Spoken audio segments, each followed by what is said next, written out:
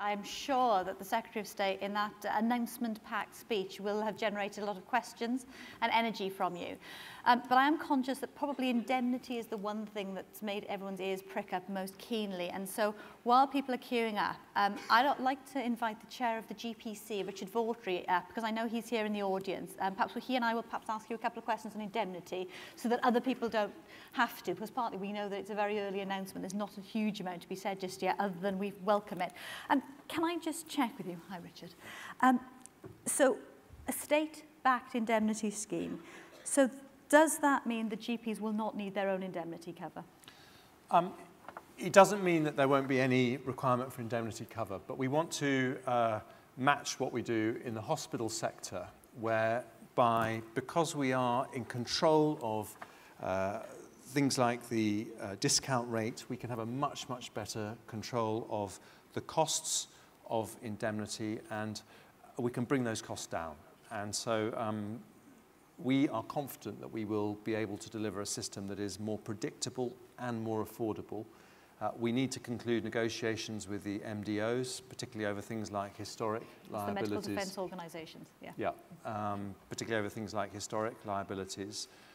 But essentially, we have concluded that this will be a much lower cost way, both for the NHS and GPs. And this may not be the moment to conclude the GP contract negotiations, Richard, but I'm looking forward to productive discussions with you as to how we might do that. Thank you very much, Secretary. Is this on?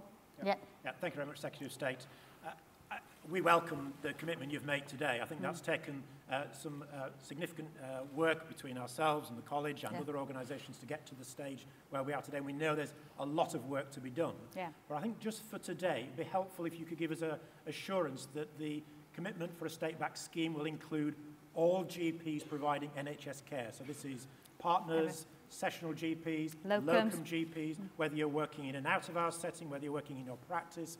Is this about the whole of general practice and their staff? Indeed. So that we can ensure that we can provide comprehensive care to our patients day and night? I can give the commitment that it will be for all doctors working in general practice. Yeah. The wider commitments I would love to be able to give you, but I don't know the answer, so I'm not going to say something that I have to retract later. But it is for doctors working in general practice. It's not just for partners. So this is locums, sessional GPs and partners. Yes. That's what I want to do. Brilliant. That's a great step forward. I'm conscious we now have about 5...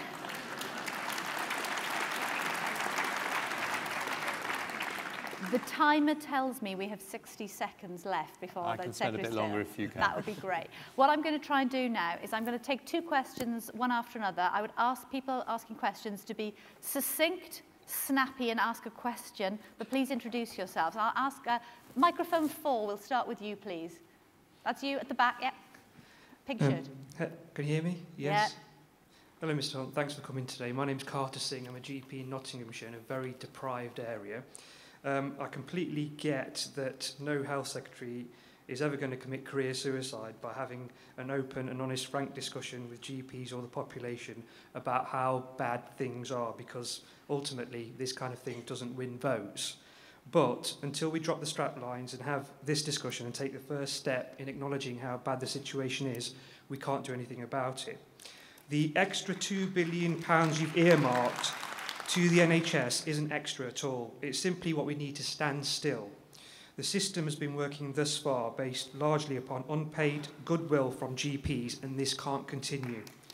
Tinkering around the edges of the subject with these little headroom schemes ain't going to cut the mustard. Can you pledge the £2 billion plus the extra £350 million per week saved from Brexit, not into the NHS, but into general practice? Because if you can't, you'll be remembered for being the health secretary under whose watch the general practice sector collapsed, and neither you or us can let this happen. Okay.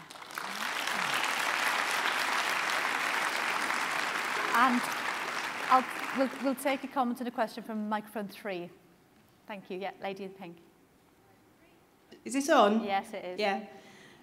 Thanks, Mr. Hunt. 3 years ago in this very room, I talked to you about the elephant in the room of overwhelming demand and how we were exhausted and drowning. And it has got worse on your watch, as we told you it would. I, like many you alluded to in your speech, have resigned as a partner to protect my health, and in my capacity of running a peer support group of 8,000 primary care staff, I've watched other people break, and 2 members have sadly killed themselves. I therefore respectfully and professionally ask, why should we believe what you are saying today when you weren't listening then?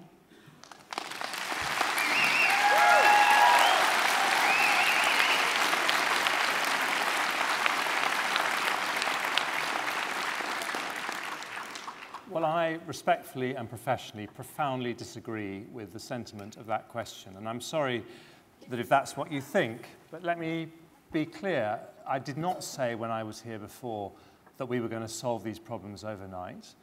And I think that if you look at what I said at the start of this speech, I don't think you could say for a moment that I was ducking the challenges faced by general practice. I actually opened by talking about those.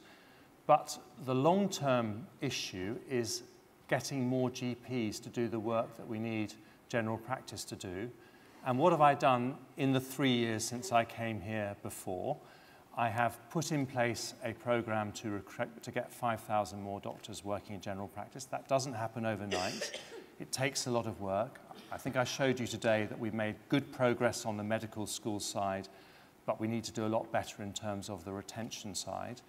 I've announced plans to increase the number of doctors we train across the NHS by 25%. That's one of the biggest increases in the history of the NHS. And I am trying to do everything I possibly can to resolve these situations. But you know, it is challenging. And what I would say is that there are things that you can do as well. And I think the evidence from the slides that I showed this morning is that you can make a big difference in your own practices. And this isn't going to be something that the Health Secretary solves for you. It's going to be something that we solve together. And I think there is evidence that in many parts of the country that is beginning to happen, but I don't pretend for a moment that it's going to happen instantly. Thank you very much. Ladies, okay, I've been called, I have to... Yeah, I've just been given the absolute cut-off. We have to close to get you to your next sessions. Ladies and gentlemen, in a moment I'll ask you to thank the Secretary of State, but before we do, there are so many people that were burning to ask questions. What I would like you to do, and this is a promise from me, submit your questions that you were going to ask or say on Slido, or if you're not a fan of the technology, on a piece of paper at the box of the RCGP stand downstairs, and I will write in follow-up to this conference and to your speech to the Secretary of State, putting your questions to him. I'll collate them, try and make sense of them, and we'll publish the response for you all, to all delegates of the conference. You can see what's said. So thank you for queuing up. I'm sorry I didn't get a chance to ask you questions. Thank you very much, Jeremy Hunt, for being so candid, for the big promises you've made today. Ladies and gentlemen, can we give him a round of applause, please? Thank